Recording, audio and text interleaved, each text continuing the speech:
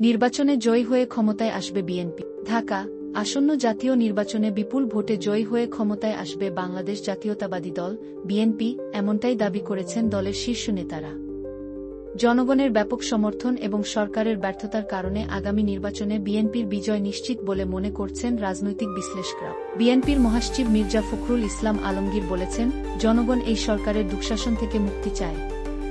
আগামী নির্বাচনে বিএনপি নিরঙ্কুশ জয় লাভ করবে এবং জনগণের সরকার প্রতিষ্ঠিত হবে। দলের নেতাকর্মীরা বলছেন, নিত্যপ্রয়োজনীয় জিনিসপত্রের দাম বৃদ্ধি, দুর্নীতি এবং আইনশৃঙ্খলার অবনতির কারণে বর্তমান সরকারের জনপ্রিয়তা কমেছে।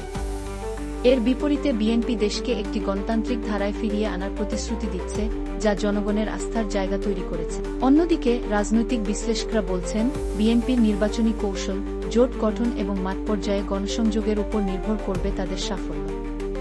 তবে নির্বাচন কতটা অবাধ ও সুষ্ঠু হবে সেটিও একটি গুরুত্বপূর্ণ বিষয় বলে মনে করছেন তারা। আসন্ন নির্বাচনে বিএনপির সম্ভাব্য জয় নিয়ে রাজনৈতিক মহলে চলছে আলোচনা।